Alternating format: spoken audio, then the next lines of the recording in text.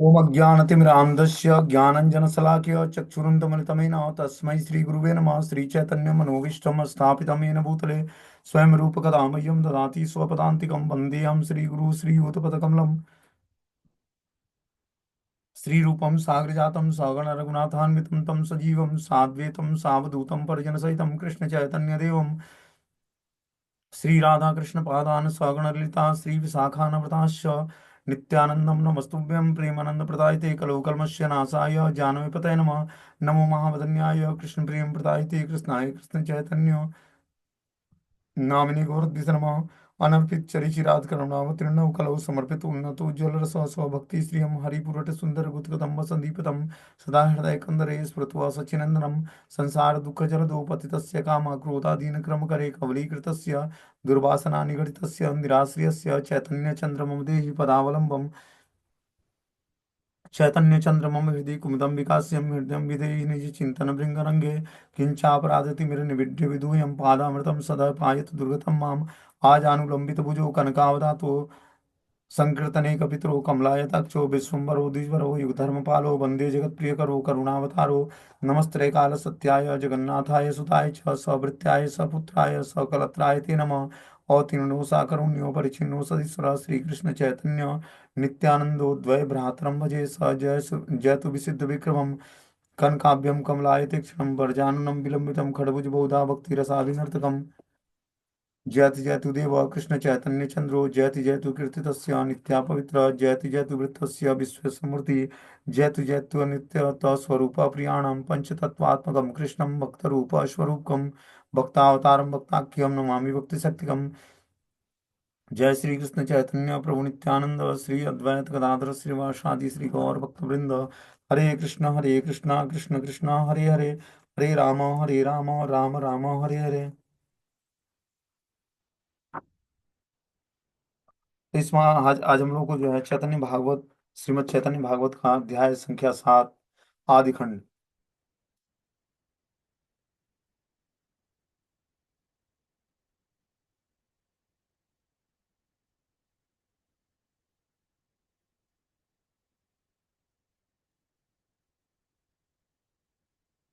इस श्लोक संख्या इसमें पढ़नी है हमें।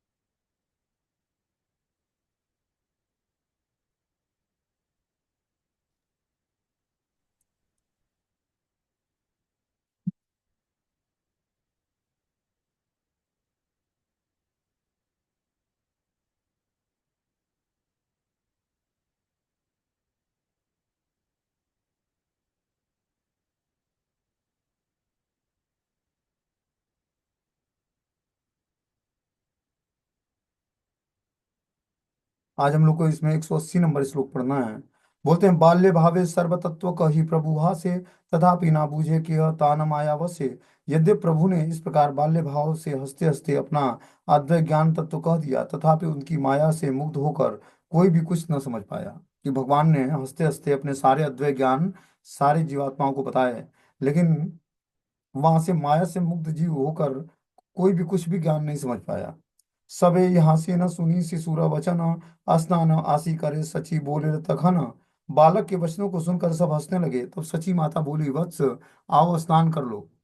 ना आई से न प्रभु से ही खाने बसी आछे। सची बोले झाट आए बाप जाने पाछे। प्रभु नहीं आ रहे थे, वो वहीं बैठे हुए थे। सची माता ने कहा कि जल्दी से आओ, नहीं तो तुम्हारे पिताजी जान जाएंगे। प्रभु बोले, यदि मोरे ना देह पड़ी थे तबे मुही नाही अड़ कही लू तुम्हारे। प्रभु ने कहा, यदि आप मुझे पढ़ने नहीं दोगे तो मैं भी यहाँ से नहीं उठूंगा। यह मैं तुमसे कह देता हूँ। तो हम देखते हैं कि जो है कल की स्टोरी में हमने सुनाया था कि जब विश्व रूप संन्यास ले लेते हैं चैतन्य महाप्रभु के बड़े भाई, तो जगन्नाथ मिश्र प्रतिज्ञा लेते हैं कि मैं अपने छोटे बेटे को नहीं पढ़ाऊंगा। क्यों? क्योंकि विश्व रूप जो थे पढ़ने में बहुत तेज थे, मतलब बुद्धि बहुत तेज थी उनकी, और जो भी एक बार पढ़ते वो याद हो जाता उनको। और सारे शास्त्रों का बहुत ही गंभीरता से अध्ययन किया था उन्होंने। इस कारण से क्या हुआ, धीरे धीरे उनको सांसारिक विषयों के प्रति विरक्ति उत्पन्न हो गई। तो अब उन्होंने सोचा कि जो है बड़ा बेटा तो संन्यास ले लिया, अब एक ही बच्चा बचा है मेरा निमाई। ये भी अगर जो सांसारिक ज्ञान को आध्यात्मिक ज्ञान को सीख कर जान जाएगा तो ये भी धीरे धीरे संसार से विरक्त हो जाएगा। तो इसको हमें पाठशाला नहीं भेजना है। क्योंकि पहले पाठशाला में आध्यात्मिक पढ़ाई भी होती थी, आजकल पाठशालाओं में क्या होती है, बहुत ही पढ़ाई होती है। पहले पाठशालाओं में रामायण महाभारत और जो है भगवत गीता भागवतम भी पढ़ाया जाता था। तो इसलिए उन्होंने प्रण लिया कि मैं अब निमाई को पाठशाला नहीं भेजूंगा। अब क्या करते हैं, जगन्नाथ मिश्र अपने काम से कहीं बाहर चले जाते हैं उनके पिताजी। निमाई पंडित क्या करते हैं, जाकर जहाँ मिट्टियों का जो भोजन बनता है मिट्टी के बर्तनों में, पॉट्स में, उसको यूज करने के बाद जहाँ फेंका जाता है उस पर जाकर बैठ जाते हैं। उसको उस जगह को अपवित्र माना जाता है। सची माता देख कर बुलाती है उनको कि उस अपवित्र जगह में क्यों बैठे हो निमाई। बोलते हैं कि माता अगर जो तुम मुझे पढ़ने नहीं दोगी तो मैं इसी तरह की हरकत करूंगा। अब निमाई को माता नहलाने का प्रयास करती हैं, सची माता। बोलते हैं प्रभु नहीं आ रहे थे, न वो वहीं बैठे हुए थे। सची माता ने बोला कि जल्दी आओ, नहीं तो तुम्हारे पिताजी जान जाएंगे। प्रभु बोले यदि मोरे नाहे दे पढ़ी ते, तबे मुहि नाई याड़ कहिलो तो माते। प्रभु ने कहा यदि आप मुझे पढ़ने नहीं दे दोगे तो मैं भी यहाँ से नहीं उठूंगा। मैं यह मैं तुमसे कह देता हूँ। सवेरे ही सबे ही भ्रतसेना ठाकुर जननी रे, सबे बोले कि न नाही देह परिवारे। यह सुनकर सभी ने ठाकुरानी की ठाकुर की जननी की भर्त्सना करते हुए कहा कि तुम बालक को पढ़ने क्यों नहीं देती हो। यत्न करी कि यह निज बालक पढ़ाइया, कत भाग्य आपने पढ़िते से सुचाइया। कौन शत्रु है ना बुद्धि दिलवा तुम्हारे, घरे मूर्ख करी पुत्र राखी बार तारे। कोई तो कितना यत्न करके अपने बालक को पढ़ाने भेजता है, आपका कितना बड़ा भाग्य है कि यह बालक स्वयं ही पढ़ना चाहता है। किस शत्रु ने आपको ऐसी बुद्धि दी है कि मूर्ख बनाकर पुत्र को अपने घर में रखो। तो सारे जो है, जो सची माता के साथ के लोग थे, उन्होंने बोला कि आपका बेटा पढ़ना चाहता है, ये कितना बड़ा सौभाग्य की बात है कि हम लोग अपने बच्चे को यत्न पूर्वक ले जाकर स्कूल में भेजते हैं। कि उनको बड़ा जबरदस्ती स्कूल में भेजना पड़ता तब वो जाते हैं पढ़ने के लिए। उसके बाद ये दोपहर में भाग आते हैं। लेकिन आपका बालक कितना सौभाग्यशाली है कि ये पढ़ने के लिए जिद ठाना हुआ है कि मुझे स्कूल जाना है और पढ़ाई करनी है। किस शत्रु ने आपकी बुद्धि को बताया कि मूर्ख बनाकर पुत्र को अपने घर में रखना चाहिए, कि अपने पुत्र को मूर्ख बनाकर और घर में रखें, ये किसने आपको बता दिया है। बोलते हैं हाँ ते सूरत दोष तिला देख के नाही, सबे ही बोले ना बाप आई स निमाई। आज ही ते तुम्ही यदि ना पाओ पढ़ी ते, तबे अपचय तुम्ही कर भाल मते। इससे बच्चे का किंचित मात्र भी दोष नहीं है। फिर सबने निमाई से कहा वत्स निमाई, आओ आज से यदि तुमको पढ़ने न दिया जाए तो फिर तुम अच्छी तरह से क्षति करना। बता रहे हैं कि जो है आज से अगर जो तुम्हें पढ़ने नहीं दिया जाएगा तुम अच्छे तरीके से नुकसान करना। ना आई से प्रभु से ही खाने बस यहाँ से, सुकृत सकल सुख सिंधु माझे भासे। इतने पर भी प्रभु न आए, वहीं पर बैठकर हंसते रहे। सब सुकृतवान यह देख देख कर सुख समुद्र में हिलोरे ले रहे थे। तो भगवान जो गौरांग महाप्रभु थे निमाई पंडित, वो उसी मिट्टी के पॉट्स पे बैठे हुए थे। वहां से आने को आते नहीं और बैठे बैठे हंस रहे थे। जो भी देखता उनको वो सुख की समुद्र में हिलोरे लगाने लगता। उनके सुंदर मुखारविंद का दर्शन करता हंसते हुए मुख को तो देखकर सुख के समुद्र में डूब जाता व्यक्ति। आपने धरिया शिशु आई आनीला जननी, हासे गौर चंद्र एना इंद्र नीलमणि। सची माता स्वयं उसको पकड़ कर ले आई। श्री गौर चंद्र इंद्र नीलमणि की भांति हंस रहे थे। तो इस तरह से गौरचंद्र क्या क्या कर रहे थे, उस मट्टी के पॉट्स पर बैठकर हंस रहे थे। तो सची माता जाकर और पकड़ कर लाती है। बोलते हैं एना इंद्र नीलमणि, अर्थात निमाई के गौर अंग पर सर्वत्र ही अशुचि और वर्जित रसोई के पात्र आदि की कालिमा लिप्त रहने पर ऐसा ज्ञात हो रहा था जैसे नीलक्रांत मणि अपनी आभा चारों ओर फैला रही है, अथवा उसके जैसा साक्षात नंद गोपाल की भांति। और कृष्णम पद की श्रीधर स्वामी पद टीका करते हैं कि उनके शरीर पर पूरे जो है मट्टी के पॉट्स के जो है कालिक लग गए थे। तत्व कहिले न प्रभु दत्तात्रेय भावे ना बुझीते कि यह विष्णु माया र प्रभावे। प्रभु ने दत्तात्रेय भाव से के तत्व का वर्णन किया, परंतु विष्णु माया के प्रभाव को कोई नहीं समझ पाया। स्नान करैला लैया सची पुण्यवती, हे न काले आइले न मिश्र महामती। पुण्यवती सची देवी ने पुत्र को लेकर गंगा स्नान कराया, उसी समय महामती श्री जगन्नाथ मिश्र भी आ गए। मिश्र स्थाने सची सब कहिले न कथा, पढ़ी ते न पाए पुत्र मने भाव व्यथा। सची देवी ने सब कथा मिश्र को कह सुनाई। पुत्र न पढ़ने के कारण मन से मैं बहुत दुखी है, कि आपने पुत्र को स्कूल न भेजने का जो नियम लिया है, उसके लिए पुत्र हमारा बहुत दुखी है। सबे ही बोले न मिश्र तुम ही तो उदार, कार बोले पुत्र नाही देह परिवार। सबने कहा मित्र मिश्र, आप तो उदार हैं, किससे कहने पर आप पुत्र को पढ़ने नहीं देते हैं। एक करीबे कृष्णचंद्र से ही सत्य हय, चिंता परिहरि देह पढ़िते निर्भय। श्री कृष्णचंद्र जो करेंगे वही सत्य है। आज चिंता को त्याग कर पुत्र को निर्भय होकर पढ़ने दीजिए। अब सबने निमाई पंडित के पिता जगन्नाथ मिश्र से फेयर किया कि आप अपने निमाई को पाठशाला भेजिए, अब इसको पढ़ने नहीं देंगे तो बहुत ही शरारत करता है घर में। भाग्य से बालक चाहे अपने पढ़िते, भाल दीने यज्ञ सूत्र देह भाल मते। कितने भाग्य की बात है कि बालक स्वयं पढ़ना चाहता है। अब शुभ दिन यथा विधि भली प्रकार बालक का यज्ञ सूत्र संस्कार भी कर दीजिए। जब बालक पढ़ने जाना चाहता है तो इसको यज्ञ सूत्र पहना दीजिए, मतलब जनेऊ संस्कार कर दीजिए इसका।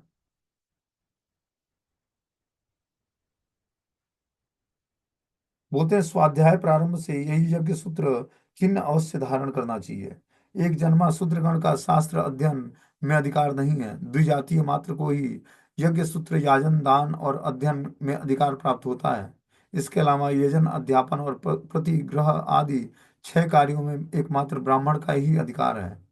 सूत्र चिन्ह बिना ब्राह्मण का यज्ञाधिकार नहीं होता है। मतलब जो उपनयन संस्कार है, जो जनेऊ धारण कराया जाता है, जब तक वो धारण नहीं करता है तब तो उसका यज्ञ आदि करने का अधिकार नहीं है या वेद पढ़ने का अधिकार नहीं है। तो ये जगन्नाथ मिश्र क्या करिए, अपने बालक को यज्ञ सूत्र धारण करा दिए, जनेऊ उपनयन संस्कार करा दीजिए इसका। मिश्र बोले तुम्हारा परम बंधुगण, तुम्हारा ये बोले से ही हमारा वचन। मिश्र ने कहा आप ही मेरे परम बंधु बंधु हैं, आप जो कहते हैं वही मेरा वचन है। अलौकिक देखिया शिशुर सर्वकर्म, विस्मय भावे न केह नाही जाने मर्म। इस प्रकार बालक के अलौकिक स्वकर्म को देखकर सब विस्मित हो गए, किंतु कोई भी उसके वास्तविक मर्म को न जान सका। मध्य मध्य कौन जन अति भाग्यवान, पूर्वे कही राखी अच्छे जगन्नाथ स्थान। बीच बीच में किसी किसी अति भाग्यवान लोगों ने जगन्नाथ मिश्र को पहले ही कह दिया था कि प्राकृतिक बालक कबू ए बालक न है, यत्न करी ए बालक राखी व हृदय। यह बालक अभी भी प्राकृतिक बालक नहीं है, इस बालक को यत्न पूर्वक हृदय से लगाए रखिए। ये कोई आपका जो बालक है साधारण बालक नहीं है, इसको क्या करिए आप यत्न पूर्वक अपने हृदय से लगाए रखिए। निरवधि गुप्त भावे प्रभु के लिखरे, वैकुंठ नायक निज अंगन विहरे। प्रभु निरंतर गुप्त रूप से केली करते, इस प्रकार वैकुंठ नायक भगवान अपने आपके आंगन में विहार कर रहे हैं। कि जो वैकुंठ के नायक हैं भगवान नारायण, वही आज आपके आंगन में विहार कर रहे हैं एक बालक के रूप में। कितना सौभाग्य है आपका। पढ़िते आइला प्रभु बापेरा आदेश, हरि लेना महाप्रभु आनंद विशेष। श्री कृष्ण चैतन्य नित्यानंद चांद जाना, वृंदावन दास तचु पद युग गाना। अब प्रभु को पिता के आदेश अनुसार पढ़ने की आज्ञा मिल गई, जिससे महाप्रभु श्री गौरचंद्र को विशेष आनंद हुआ। श्री कृष्ण चैतन्य और नित्यानंद चांद जिनके जीवन है, वे वृंदावन दास उनके युगल श्री चरणों की महिमा का गान करते हैं। तो यहाँ पर वृंदावन दास ठाकुर भगवान श्री गौरनिताय के चरणों की महिमा का गान करते हैं। अब उनको गौरांग महाप्रभु को निमाय पंडित को पिता से आदेश मिल जाता है, क्या करने के लिए, पढ़ाई करने के लिए। अब यहाँ से अष्टम अध्याय शुरू होता है।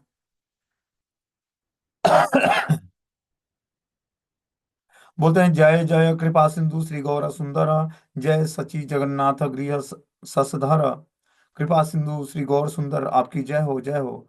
श्री सची जगन्नाथ गृह के चंद्र आपकी जय हो और जय हो।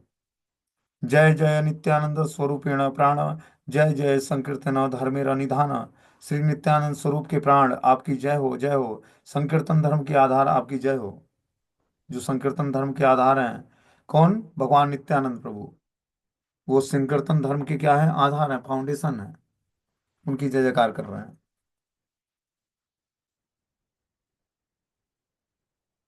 भक्त गोष्ठी सहित गौरांग जय जय, सुनीला चैतन्य कथा भक्ति लभ्याय। भक्त गोष्ठी सहित उन श्री गौरांग देव की जय हो, जय हो, जिसकी कथा को सुनने से भक्ति प्राप्त होती है। और जब हमें भक्ति प्राप्त करनी है तो गौरांग महाप्रभु के चरित्र को सुनना पड़ेगा। उनकी बाल लीलाओं का, प्रौगंड लीलाओं का, और जो है अलग अलग लीलाओं का श्रवण करना पड़ेगा, जिससे हमें कृष्ण भक्ति प्राप्त होगी। हे नमते महाप्रभु जगन्नाथ घरे, निगुण आछेन केह चिंतिते न पारे। श्रीमन महाप्रभु श्री जगन्नाथ के घर इस प्रकार निर्गुण भाव से विराजमान है कि उनको कोई भी नहीं पहचान पा रहा है। बाल्य क्रीड़ा नाम यत आछे पृथ्वी ते, सकल खिलाए प्रभु के पारे कही थे। बाल्य क्रीड़ा नाम से जितनी भी क्रीड़ाएं पृथ्वी पर विद्यमान हैं, ये सब क्रीड़ाएं प्रभु ने की हैं। उसका वर्णन कौन कर सकता है? जो भगवान गौरांग महाप्रभु जो बाल्यावस्था में जो क्रीड़ाएं कर रहे हैं, बोल रहे हैं कि उसका वर्णन कौन कर सकता है? भगवान की लीलाओं का वर्णन संपूर्ण रूप से कोई भी नहीं कर सकता है। वेद द्वारे व्यक्त हवे सकल पुराण, किछु से सुनिवे सकल भाग्यवान। ये सब लीलाएं वेद द्वारा सब पुराणों में व्यक्त होंगी, जिसको कुछ समय पश्चात सभी भाग्यवान जन श्रवण करेंगे। तो जो हम लोग श्रवण कर रहे हैं, ये बहुत ही भाग्यवान लोगों को सुनने को मिलेगा, भगवान चैतन्य महाप्रभु की बाल लीलाएं।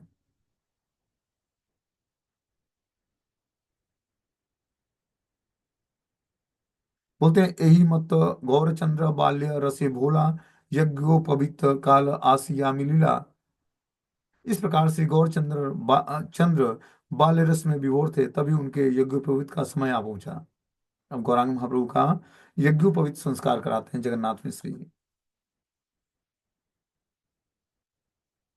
यज्ञोपवीत संस्कार क्या होता है? कि उसको जनेऊ संस्कार बोलते हैं, यज्ञोपवीत। यज्ञ सूत्र पुत्रेर दीवारे मिश्रवर, बंधु वर्ग डाकिया अनिला निज घर। परम हर्षि बे सबे आसिया मिलिला, यार एना योग्य कार्य करिते लागिला। पुत्र को यज्ञ सूत्र देने के अवसर पर श्री मिश्रवर सब बंधु बांधवों को अपने घर पर बुलाकर लाए। जब यज्ञ सूत्र मतलब जनेऊ धारण कराया जाता है, तो सभी लोग क्या करते हैं? बंधु बांधवों के साथ को घर पर बुलाते हैं। सभी घर के लोग, परिवार के जितने भी सदस्य हैं, सब घर पर इकट्ठे होते हैं। सभी बंधु बांधव परम हर्ष पूर्वक उनके घर पर आए, जिससे योग्य जो कार्य था वो उसे करने लगे। जिसके योग्य जो कार्य था सभी मिलकर करने लगे। स्त्री गणे जय दिया कृष्ण गुण गाय, नट गणे मृदंग सनाई बसी बंसी बाय। स्त्रियां जय जयकार करती हुई कृष्ण गुण गाने लगी, और नटगण मृदंग सनाई बंसी और वाद्य यंत्र बजाने लगे। तो बहुत ही शुभ बेला होती है जब जनेऊ संस्कार कराया जाता है। ठीक है ना? उस समय क्या हुआ? स्त्रियां जय जयकार करती हुई कृष्ण गुण का गान करने लगी, और नटगण जो थे मृदंग और सानाई और बंसी बजाने लगे। विप्रगण वेद पढ़े भाटे या रायवार, सची गृह हैला आनंद अवतार। विप्रगण वेद पाठ और भाटगण स्तुति गान करने लगे। इस प्रकार सची गृह में मानो आज साक्षात आनंद ने ही अवतार ले लिया है। सभी लोग, जिस योग्य जो था वो उस योग्य सेवा में जुड़ गए सभी। जो विप्रगण थे, ब्राह्मण गण थे, वो वेद पाठ करने लगे। जो भाट गण थे वो स्तुति गान करने लगे भगवान का। और इस प्रकार आज सची के घर में आनंद के अवतार प्रकट हो गए। समझो कि आनंद ही आनंद भर गया पूरा। होते हैं हईला आनंद अवतार, आनंद मूर्ति विग्रह रूप से अवतीर्ण आविर्भूत या प्रकटित हुए, अर्थात आनंद का हाट प्रकाशित हो गया उनके घर में। मतलब आनंद का बाजार लग गया। यज्ञ सूत्रधारी वे न श्री गौरा सुंदर, शुभ योग सकल आइला सची घर। श्री गौर सुंदर यज्ञ दूत करेंगे। ऐसा समय में समस्त शुभ योग आकर श्री सची देवी के घर में उपस्थित हो गए। जिस घर में भगवान को जिस समय में भगवान को सूत्र पहनाया जाता, मतलब यज्ञ सूत्र पहनाया, जनेऊ धारण कराया जा रहा था, उस समय सारे शुभ योग आकर सची माता के घर में उपस्थित हो गए। सारी बेला बहुत शुभ हो गई। शुभ मासे शुभ दिन शुभ क्षणे धरी, धरी लेना यज्ञ सूत्र गौरांग श्री हरि। शुभ मास शुभ दिन और शुभ मुहूर्त में श्री गौर हरि ने युग सूत्र धारण किया। ये बहुत ही शुभ महीना था, शुभ दिन था और शुभ मुहूर्त था। उस समय गौरांग महाप्रभु ने यज्ञोपवीत संस्कार उनका हुआ, मतलब यज्ञोपवीत पहनाया गया उनको। शोभिला श्री अंगे यज्ञ सूत्र मनोहर, सूक्ष्म रूपे शेष बेड़ीला कलेवर। श्रीअंग पर मनोहर यज्ञ सूत्र शोभा दे रहा था। इस प्रकार सूक्ष्म रूप से श्री शेष ने उनके कलेवर का वेष्टन कर लिया था। हईला बामन रूप प्रभु गौरचंद्र, देखी ते सवार बाड़े परम आनंद। प्रभु श्री श्री गौर सुंदर आज बामन रूप हुए, जिनके दर्शन करके सबको परम आनंद हुआ। तो बामन देव का जब वो बामन देव प्रकट हुए तो उनको यज्ञोपवीत संस्कार कराया गया। सारे देवताओं ने कुछ न कुछ उनको आयुध दिया। किसी ने जनेऊ प्रदान किया, किसी ने मेखला, किसी ने मुंज की माला प्रदान की, कोई किसी ने कमंडलू दिया, किसी ने छतरी दिया। तो ये वही स्थिति आज भगवान गौरांग महाप्रभु की थी, कि वो बामन रूप, आज बामन रूप में जिनके दर्शन करके सबको परम आनंद हुआ, क्योंकि अभी बाल्य अवस्था में थे भगवान गौरांग महाप्रभु।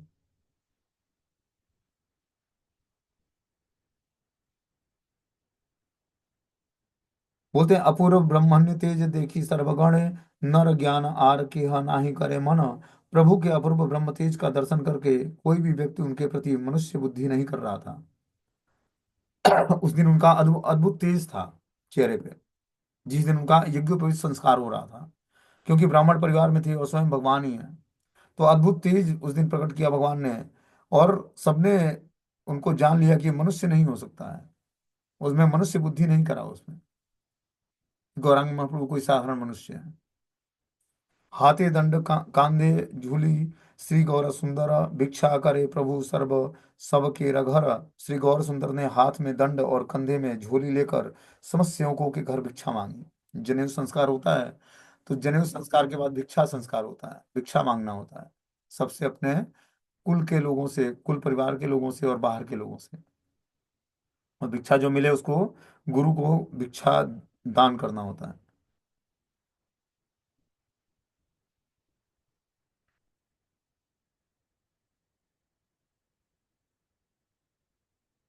बोलते हैं यार यथाशक्ति भिक्षा सभी सभी संतोषे, प्रभु झूलिते दिया नारीगण हासे। सब नारियां यथाशक्ति प्रभु की झोली में भिक्षा दे देकर आनंदित हो रही थी और हंस रही थी। सबने अपने जितने उनको उनकी यथाशक्ति थी उतना उन्होंने दान दिया। किसको? गौरांग महाप्रभु को, कि वो भिक्षाटन कर रहे थे। तो द्विज पत्नी रूपधारी ब्राह्मणी रुद्राणी, यत पति पतिव्रता मुनि वर्गीरण गृहिणी। ब्राह्मणी रुद्राणी और मुनि वर्ग की सब पत्नियां, स्त्रियों ने द्विज पत्नियों का रूप धारण कर लिया था।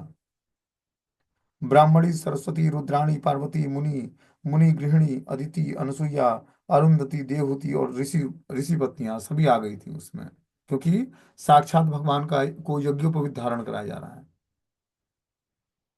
श्री बामन रूप प्रभु देखिया संतोष, सबे झूलिते भिक्षा दिया दिया दिया हासे। प्रभु के श्री बामन रूप का दर्शन करके सभी आनंदित हो रही थी और उनकी झोली में भिक्षा दे देकर हंस रही थी। तो सभी ने ब्राह्मण बालक को, इसको जो बामन रूप में थे, सभी ने भिक्षा प्रदान किया उपनयन संस्कार के बाद। प्रभुओ करे न श्री बामन रूप लीला, जीवे उद्धार लागी ये सकल खेला। प्रभु के श्री बामन रूप की लीला की, उनकी ये सब लीलाएं जीवों के उद्धार के लिए थी। तो यहाँ पर प्रभु ने बामन रूप की लीला की। जब बामन देव प्रकट हुए तो उनका भी उपनयन संस्कार कराया गया। तो जो लीला बामन देव ने की थी वही लीला आज ये संपन्न कर रहे हैं हम सची माता के आंगन में। जय जय श्री बामन रूप गौरचंद्र, दान देह हृदय तुम्हारा पद द्वंद्व। श्री बामन रूपी श्री गौरचंद्र की जय जय। हे प्रभु, आपके युगल श्री चरण कमल मेरे हृदय में सदा विराजमान रहे, आप मुझे यही वरदान दीजिए।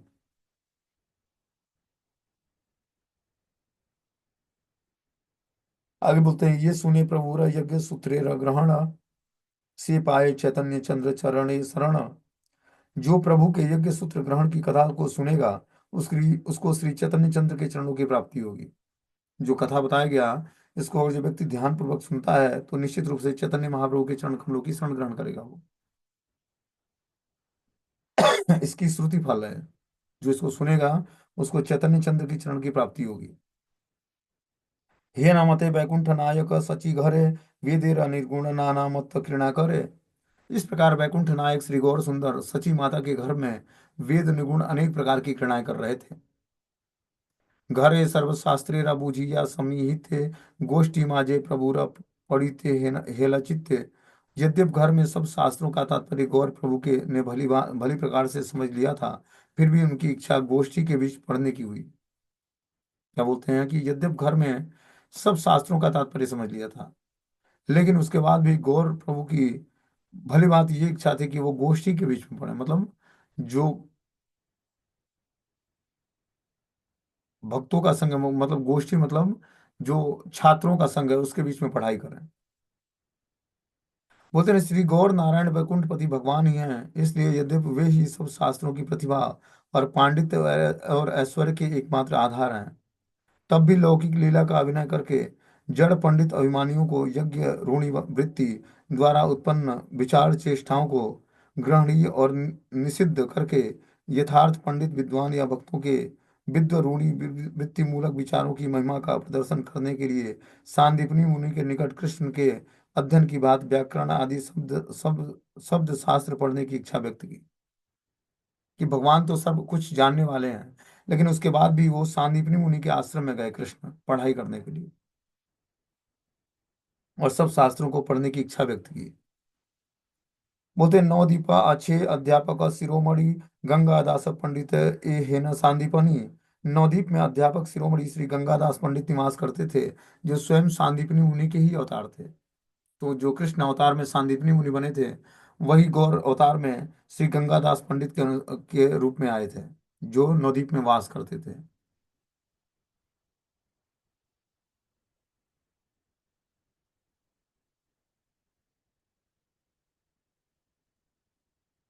बोलते हैं व्याकरण शास्त्रेर एकांत तत्ववित्त तार ढाठी पढ़िते प्रभुर समीहित। वे व्याकरण शास्त्र के एकांत तत्ववेत्ता पंडित थे, जिनके निकट प्रभु ने पढ़ने की इच्छा प्रकट की। बूझी लेना पुत्रेर इंगित मिश्रवर, पुत्र संगे गैला गंगा दास द्विजघर। पुत्र के गुण अभिप्राय को समझकर मिश्रवर उन्हें साथ लेकर गंगादास पंडित के घर पर पधारे। कि अब निमाई पंडित का पढ़ाई शुरू होता है, तो इसके लिए वो गंगादास पंडित के घर पर जाते हैं, जो कि स्वयं सांदीपनी मुनि के ही अवतार हैं। मिश्र देखी गंगादास संभ्रम में उठीला, आलिंगन करिया ए आसन बसीला। मिश्र को देखकर गंगादास पंडित उनके सम्मान में उठ खड़े हुए और आलिंगन करके उनसे अपने ही आसन पर बिठा लिया। जैसे जगन्नाथ मिश्र को देखा गंगादास पंडित ने, वैसे ही अपने आसन से खड़े हो गए और सम्मान प्रकट किया और आलिंगन करके उनको अपने ही आसन पर बिठा लिया। मिस्र बोले पुत्र आमी दिलु तोमा स्थाने, पढ़ा ईबा सुना ईबा सकल आपने। मिस्र ने कहा पुत्र को मैंने आपको सौंप दिया है, अब आप ही इसे सब कुछ पढ़ाएं और सुनाइए। गंगादास बोले बड़ा भाग्य से हमारा, पढ़ा इमु यत शक्ति आछे हमारा। गंगादास ने कहा यह तो मेरे परम सौभाग्य है कि मुझ में जितनी शक्ति है मैं उनको पढ़ाऊंगा। शिष्य देखी परम आनंद गंगादास, पुत्र प्राय करिया राखिला निज पास। अपने शिष्य को देखकर गंगादास परम आनंदित हुए और उन्हें अपने पुत्र तुल्य मानकर अपने पास ही रख लिया। यत व्याख्या गंगादास पंडित करे न, सकृत सुनील मात्र ठाकुर धरे न। गंगादास पंडित जो भी व्याख्या करते, एकमात्र सुनने मात्र से ही निमाय उसको धारण कर लेते। गुरु रयते व्याख्या करे न खंडन, पुनर्वार से ही व्याख्या करे स्थापन। गुरु गंगादास जितनी व्याख्या करते थे, प्रभु उसको खंडन कर देते और पुनः स्थापित कर देते। जो ज्ञान वो बताते तो गंगादास पंडित उसकी व्याख्या को करते तो उसका प्रभु जी खंडन कर देते निमाई पंडित, और उसको पुनः स्थापित कर देते कि आपने जो बताया वो गलत भी है और सही भी है। कैसे गलत है और कैसे सही है। सहस्त्र सहस्त्र शिष्य पढ़े यत जन, हे नकारो शक्ति नाही दीवार दूषण। वहां जो सहस्त्रों सहस्त्रों शिष्य पढ़ते थे, उनमें से किसी की भी यह सामर्थ्य नहीं थी कि प्रभु की व्याख्या में कोई दोष निकाल सके अथवा उसका खंडन कर सके। देखिए अद्भुत बुद्धि गुरु हरसित, सर्व शिष्य श्रेष्ठ करी करीला पूजित। प्रभु की अद्भुत बुद्धि देकर श्री गुरुदेव अत्यंत प्रसन्न हुए और उनको सर्वश्रेष्ठ शिष्य की पदवी देकर सम्मानित किया। जब इस तरह से उनकी बातों को खंडित कर देते और पुनः स्थापित कर देते, ये कला देखकर उनके अंदर गुरु जी बहुत ही प्रसन्न हुए और प्रसन्न होकर सर्वश्रेष्ठ शिष्य की पदवी सम्मानित किया इनको। यत पढ़े गंगादास पांडित्य स्थाने, सवा रेई ठाकुर चालेन अनुक्षणे। जितने शिष्य गंगादास पंडित के यहाँ पढ़ते थे, प्रभु उन सबको निरंतर निष्प्रभ्य करते रहते थे। श्री मुरारी गुप्त श्री कमला कांत नाम, कृष्णानंद आदियत गोष्ठी प्रधान। श्री मुरारी गुप्त श्री कमलाकांत और श्री कृष्णानंद आदि गोष्ठी के प्रधान छात्र थे। तो उस गोष्ठी में श्री मुरारी गुप्त थे, श्री कमलाकांत और श्री कृष्णानंद में गुप्त गोष्ठी के प्रधान छात्र थे। तो सवारे चलाइय प्रभु फाकी जिज्ञासिया, शिशु ज्ञाने के किछु ना बोले हंसिया। प्रभु उन सबके पक्कियाएं पूछकर उन्हें पराजित कर दिया करते थे। वे सब प्रभु को बालक समझकर कुछ न कहते हुए हंस देते थे। यही मते प्रतिदिन पढ़िया सुनिया, गंगा स्नाने चले निज वयस्य लैया। इस प्रकार प्रतिदिन पढ़ सुनकर प्रभु समवयस्क सखाओं के साथ गंगा स्नान करने चले जाते थे। तो इस तरह से पढ़ाई करते गुरुकुल में अपने गुरु जी से, और फिर पढ़ सुनने के बाद समवयस्क सखाओं के साथ, मतलब अपने साथ के भक्तों के साथ, सखाओं के साथ गंगा स्नान करने चले जाते। पढ़ू यार अंत नाही नवदीप पूरे, पढ़ी या मध्याह्न सवे गंगा स्नान करे। नवदीप में विद्यार्थियों का अंत नहीं था। वे सभी दोपहर तक पढ़कर फिर गंगा स्नान करने के लिए चले जाते थे। मतलब विद्यार्थियों की कमी नहीं थी, सभी विद्यार्थी पढ़ाई करते और दोपहर में पढ़ने के बाद गंगा स्नान करने चले जाते। बोलते नवदीप नगर में उस समय बहुत से विद्यालय थे। असंख्य छात्र नाना देशों से आकर विभिन्न शास्त्रों का अध्ययन करते थे नवदीप में। मतलब पूरे देश से छात्र इकट्ठे होते और नवदीप में अध्ययन करते शास्त्रों का। उस समय नवदीप नगरी की सीमा उत्तर पूर्वार्ध में द्वीप चंद्रपुर तक था। बोलते हैं एक एको अध्यापक करे शस्त्र शिष्यगण, अन्योन्य कलह करे अनुक्षण। एक एक अध्यापक के हजारों हजार शिष्य थे। वे सब एक दूसरे के साथ सदैव लड़ते झगड़ते रहते थे। प्रथम वयस से प्रभु स्वभाव चंचल, पड़ु या गणे न सह करे न कुंदल। बाल्यावस्था में प्रभु का स्वभाव अति चंचल था, अतः विद्यार्थियों के साथ झगड़ा करते रहते थे। तो स्वाभाविक रूप से जो है, बाल्यावस्था में प्रभु बहुत ही चंचल स्वभाव के थे, इस कारण से विद्यार्थियों के साथ झगड़ा कर लेते थे। कि यह बोले तोर गुरु कौन बुद्धि तार, यह बोले यही देखा आमी शिष्य यार। विद्यार्थियों में से कोई कहता कि तुम्हारे गुरु की क्या महिमा है। उत्तर में कहते कि मुझको देखकर ही मेरे गुरु को जान लो, कि मुझे देख लो और मेरे गुरु का अंदाजा लगा दो कि जिस हिसाब से शिष्य होगा उसी हिसाब से गुरु जी भी होंगे। यही मत अल्प अल्प है गाला गाली, तबे जल फैला फैली तबे दया बाली। इस प्रकार धीरे धीरे परस्पर गालियां शुरू हो जाती, फिर एक दूसरे के ऊपर पानी उछालते और रेत मिट्टी फेंकता।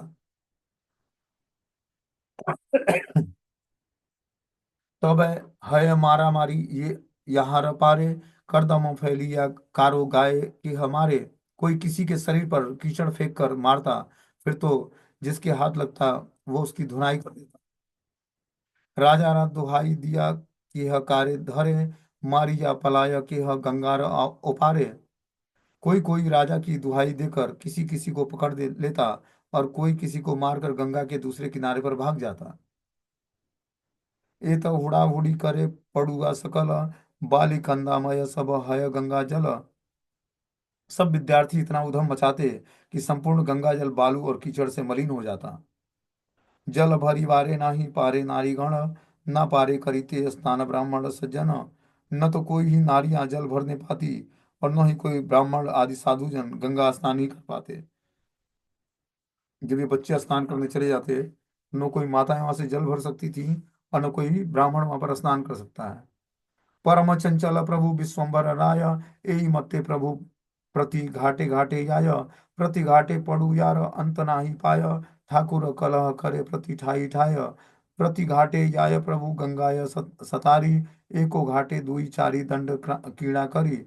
प्रभु श्री विश्वभर राय बड़े चंचल थे, वे इस प्रकार चंचलता करते हुए गंगा के प्रत्येक घाट पर पहुंच जाया करते थे। प्रत्येक घाटों पर विद्यार्थियों का कोई अंत नहीं था, और प्रभु प्रभु भी कलह करने के लिए प्रत्येक स्थान पर पहुंच जाते थे। वे एक घाट से दूसरे घाट पर तैरते हुए पहुंचते थे, और प्रत्येक घाट पर दो या चार चार घड़ी क्रीड़ा करते थे। इस तरह से चैतन्य महाप्रभु जब बाल्यावस्था में क्या करते हैं, हर घाटों पर पहुंच जाते और वहां पर बच्चों के साथ स्नान करते और केली करते, जल स्नान करते।